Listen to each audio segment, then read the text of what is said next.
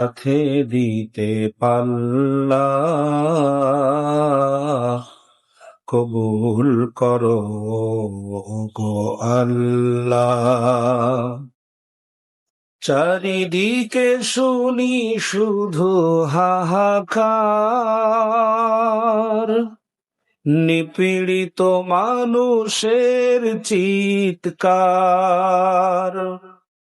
চারিদিকে শুনি শুধু হাহাকার, নিপীড়িত মানুষের চিৎকার।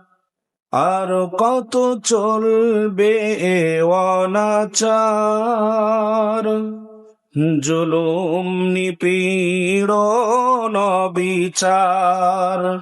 আর কত সইব, ঘরে বসে রইব। আর কত সইব, ঘরে বসে রইব।